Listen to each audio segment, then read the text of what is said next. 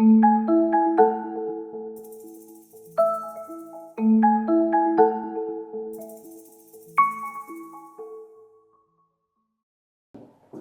にちは。徳子です。メリです。今回はニューヨークに行った時のお話と、はい。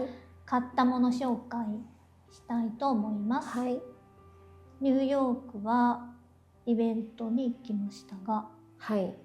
ラインベックの、正式にはニューヨークシープ&ウールフェスティバルですね。で、開催されている場所がラインベックなので、みんなラインベックっていう、名前にしてますね。名前で呼ばれていますが、はい。はい。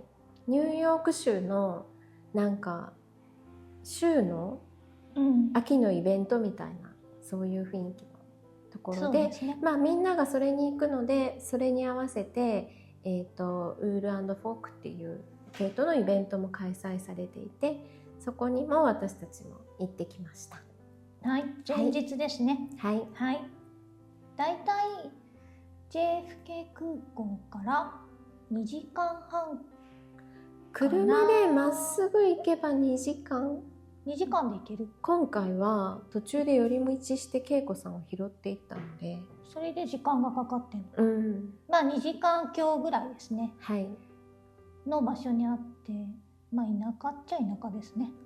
でもまあニューヨークに住んでる人が週末にちょっと田舎に遊びに行くみたいな、東京で言えば箱根ぐらいの雰囲気かな。はい。大都会のちょっと郊外にあるちょっとおしゃれな街みたいな、そういう雰囲気で、はい、行ってきました。電車でも行けるけど、電車乗ってから車だから車かな、やっぱり。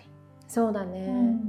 まあでもなんだろう、マンハッタンを車で走りたくない人は、まあ電車乗り継いでちょっと近くまで行って、途中からレンタカーっていうのはありかなとは思います。はい。毎年いつも同じ時期にやってるかな。はい。ということで買ってきたものをご紹介したいと思います。はい。メリさんは系統たくさん買っていますので。そうだね。あれでもラインベックで買ったのってこれだけ？これだけ。あとはみんなウール&フォークで買った？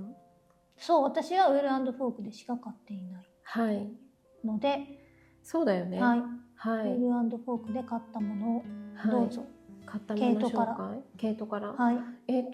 ワンダリングフロック、アメリスでも時々入れているんですけど、ちょっと最近入れられてないんですけど、今回イベントに行った時に、まあもともと連絡を取っていて、で行った時に結構いろいろお手伝いしてくれて、すごいお世話になったんです。ワンダリングフロックのオーナーさんに、それもあって結構ブースに何回も行ったりもしたので、ちょっとこれは買い物をしようと思って、でこの系統はDK スーパーウォッシュエクストラファインメリノ、なんかスーパーウォッシュのメリノの DK の糸なんですけど、めっちゃ柔らかいです。これ多分普通のメリノよりもだいぶ柔らかいね。すごいふかふかしてて、ノーチクチクですね。ね、すっごい気持ちいい柔らかい糸です。で紫にしたのはうちの息子が紫が好きなのでなんか案内あげようかなと思って紫を買いました。はい。あとはちょっと個人的に自分の買い物でなんだこれ、でもメーカーの名前がイギリスのロンドンの郊外にある毛糸屋さんがオリジナルで作ってる糸で、そこもウール&フォークでベンダーで出てたんですけど、レギャルソンズって言ってマックスさんって編み込みのセーターとかをよく作っている男性の有名なデザイナーさんがいて、彼と彼のパートナーが2人でこのメーカーとコラボして、多分色を色出しを一緒にやって、彼らの選んだ色がこのフラフっていう新しい糸で、なんかコラボしているやつを買ってきました。ベビーアルパカスポーツウェイトって書いてあるんですけど、うちのフラッターに似たような糸で、50g200m でベビーアルパカとファインメリノとシルクとヤクトって書いてある。結構いろいろ入っている。すごいふわふわで、これもすごい気持ちいい。ふわふわ系ですね。もうさ、くっついてるんじゃないって感じだよね。でもふわふわだよね。こんなにくっついてないんじゃない？あ、本当だ。芯にふわふわが巻きついてるタイプの糸かなと思います。かわいい。そうなんです。これはちょっとどんな糸なのか知りたかったので、買ってみました。はい。で、同じお店がその彼らのお店のオリジナルカラーのこのスピンサイクルのダイド・イン・ザ・ウールを売っていて、これ実は3つとも同じ色なんですけど、ネクストレベルっていう彼らのお店のオリジナルカラーで、全然違うね、相変わらず。そう、もうちょっとおとなしい色もあったんだけど、派手な色を選んで買いました。でもこれ全部同じ色です。最近仕入れられていないので、ちょっと自分の分だけ買おうと思って。値段が高くてね、ちょっと難しいので、ちょっと皆さんが買える値段じゃないかなっていう感じで、ちょっと最近仕入れてないんですけど、欲しかったので買いました。あとウランドフォークで買ったものがこのマグパイのお店ですごい、マグパイアメリカで頑張ってるメーカーで、もともとは手染めの毛糸を作っていて、基本的には手染めの毛糸売ってんだよね。そう、時々アメリスでも仕入れているんですけど、ちょっと最近仕入れられていないんですけど、イベントで見かけると必ず私たち行ってオーナーさんとおしゃべりしたり、何かを買ったりして、毎回バッグを買ったりいろいろするんですけど、今回この針を休めっていうんですかね、針押さえっていうのか、携帯用のこの針に留めておくこういう道具が売っててね、初めてこんな形状を見たので、買ってみました。これ太い針はこっちバネ状になってるんです。中にバネが入ってて、なんで目が絶対抜けないっていうことで、こういうやつね。今まで見た中で一番抜けなかったです。今ね、なんかやっぱりキャップって絶対外れるし、あとなんかカバーとかいろいろありますけど、あんまり可愛くないってこんなところで言うと、ちょっとカバーとか作ったり売ったりしてる人に申し訳ないんですけど、私個人的にはそんなに好きじゃなくて、でキャップは可愛いのもあるから好きなんだけど、結局抜けちゃうから全然使わなくて、なんでこれいいなと思って買ってみました。私も使ったことないですね。いつもビッと引っ張って終わりなんですけど、それでね、済むっちゃ済むけど、大丈夫だとは思うんですけど、心配な方はね、何かしらをやりたいと思うので、これね、いいなと思って。でもこの多分針先に近いところにつけておくと、針があれかな、針先の保護にもなるかなったりするのかなっていう、こういう感じで、あとなんか刺さらなそうじゃん、ここまでしとけば。よくね、プロジェクトバッグから針が突き出てて指に刺さるみたいな。刺さりはしないけどびっくりしちゃうもんね。確かにね。なんでこれいいなと思って。あとこれも買った。これはMDK モダンデイニッティングっていう会社があるんですけど、日本ではあんまり知られていないんですけど、アメリカでは多分一番有名なその編み物関係の会社ではないかと、思います。もともとはメイソン・ディクソン・ニッティングっていう名前だったんですけど、なんかそのメイソン・ディクソンがちょっとこのアメリカの暗い歴史に関係する言葉じゃないかって誰かに多分指摘をされて、名前が変わって、なんかね、今はモダンデイリーニッティングっていう名前で会社をやってるんですけど、MDK、私たちがラベリーを始めたぐらいの時にメイソン・ディクソンっていう名前の編み物本がアメリカで出ていて、そのなんか今風の編み物本がその当時あまりなかったので、そうみんながそれを買ってみんなが編んでいたとっても有名な人たちで、私たちより10個ちょっとぐらい上かなっていう感じのお二人なんですけど、ケイト・アンさんですね。はい。でなんかブースを毎年出していて、今年も行ってこれを買いました。これ最近ライナマガジンで、もう本を出していた D はハードワィックさんで、編み込みの蝶々とかの編み込みの本出てたんですけど、去年ぐらいかな。その彼女がMDK から出した雑誌を買いました。これ欲しいなと思ってたので、日本で、うちが扱ってないので扱ってるところがなくて、私はアメリカ行くと結構この MDK を買ってくることが多くて。何個入ってるかな。パターンね、6個かな。6個。そう、大体小物が多くて、ちょっとしたプロジェクトと話が載ってるみたいな感じで、大体一人のデザイナーさんの作品が5、6個入ってるっていう。基本的にパターンブックな感じしましたね、今。パラッと見ましたけど。そうなんです。で、中にはこういうこのテーマはボタニカなので、植物柄のこの編み込みのものがいろいろ載ってたりして、こういうやつとかね。はい。なのでこれを買いました。あとこれね。あとこれね。フォークで。これなんだろう、ちょっと名前忘れました。デザイナーさんの思い出してみんなで。レイチェル・デガン。レイチェルの方かな。違ってたらごめんね。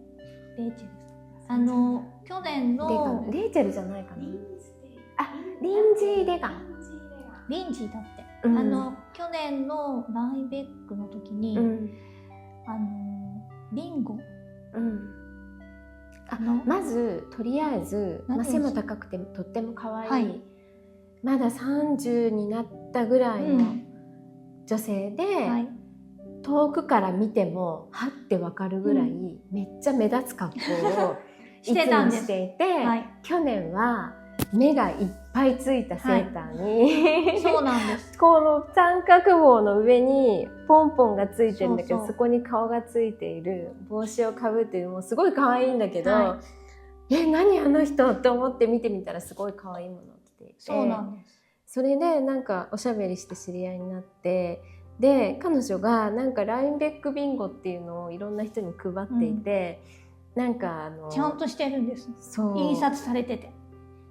ね、手書きなわけでもなく、そうなんだよね、でそれでスタンプを押すものももらって、羊を撫でたら一つとか。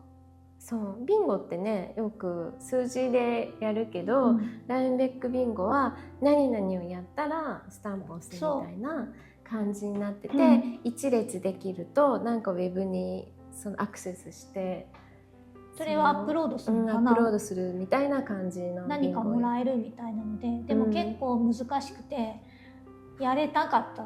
今年も同じの配ってたね。去年もやれな、でも今年は2023年度版になってて、多分シャッフルはシャッフルされてるんだ。いて、でも結構難しくて、難しかった。フォーニットの人を見かけたかみたいな、フォーニット難しい。フォーニットが難しい。だってさ、ショール、セーターはいるの。でね、帽子で3いくんだけど、4がなかなか。これで靴下履いてたら4だと思う。でも靴下がまた見えないんだよね。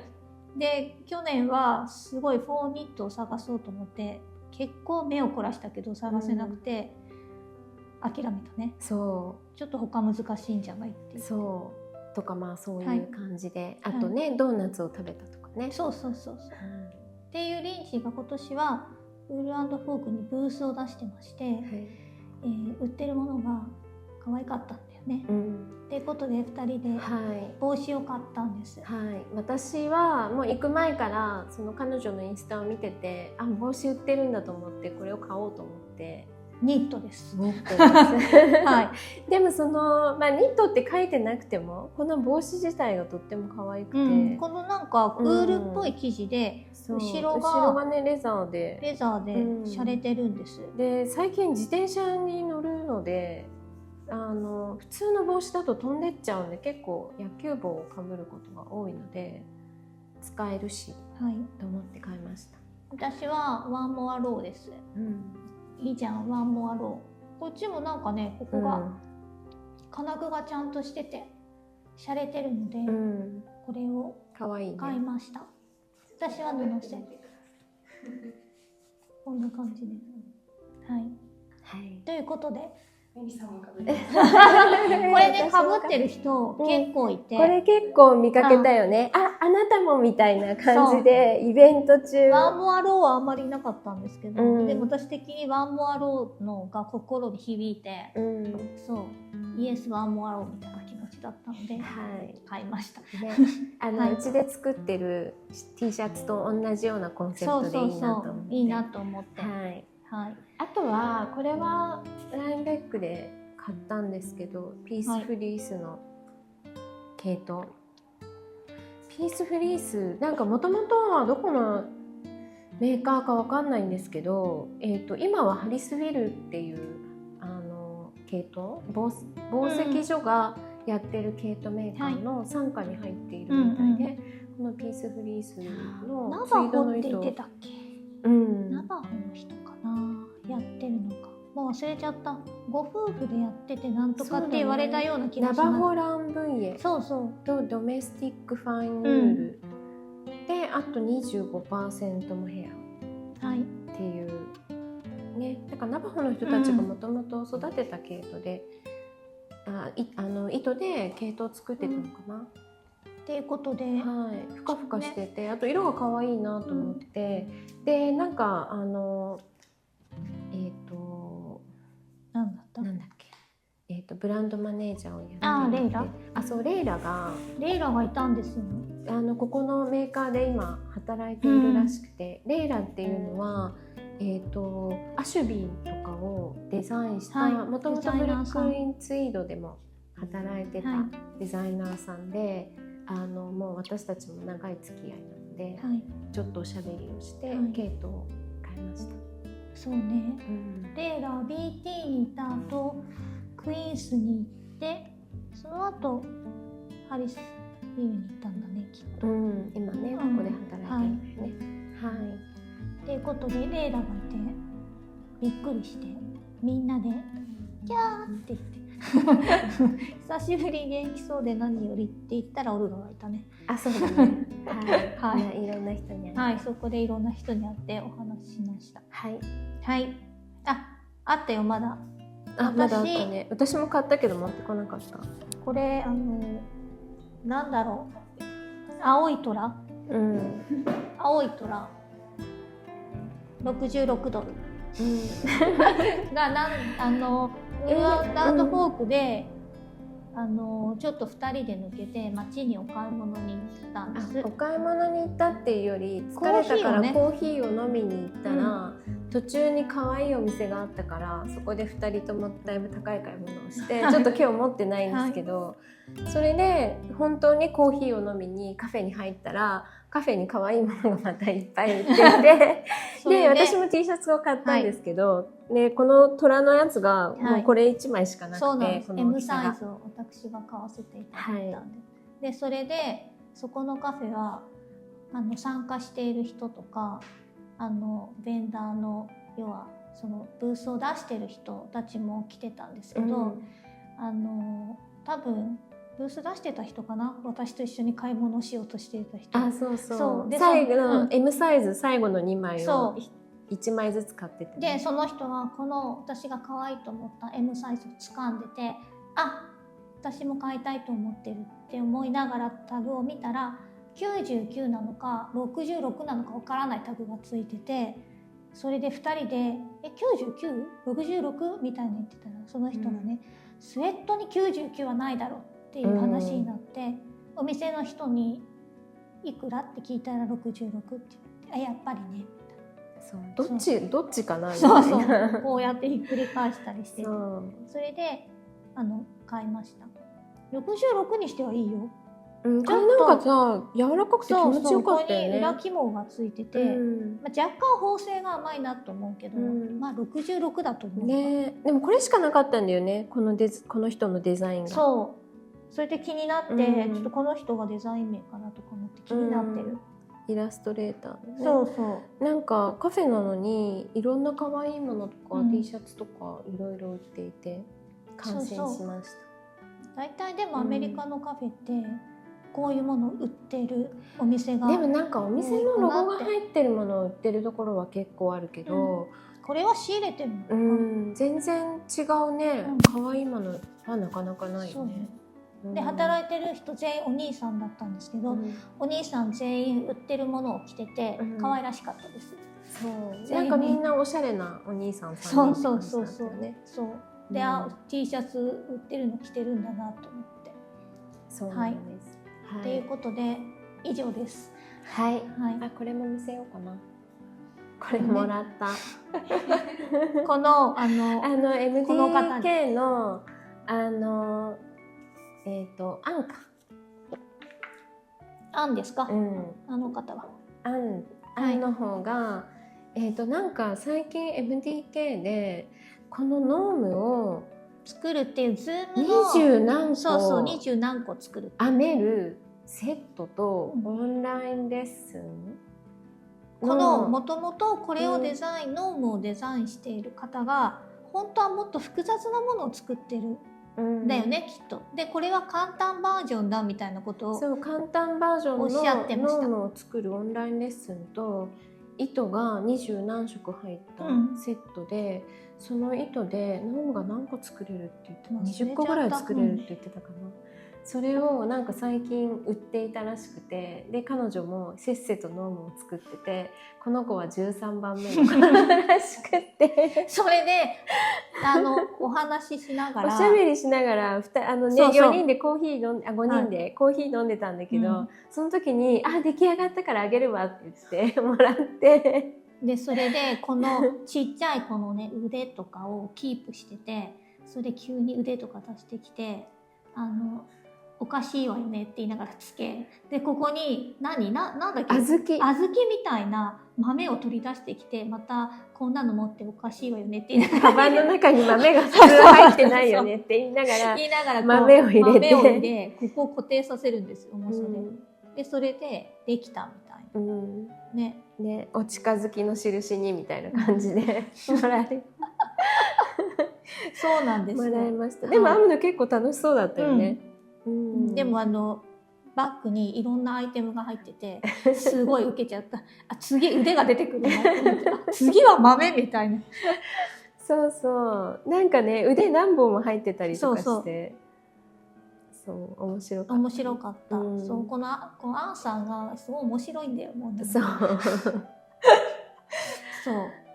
喋ってんのがねとても楽しくおしゃべりして、面白かったです。ということで、他にも買ったものはあるんですけど、今日はこんな感じでこのぐらいで、ということで、今回はこれで終わりです。ありがとうございました。チャンネル登録とコメント、いいねボタン、わからない、そのぐらいでしょうか。よろしくお願いします。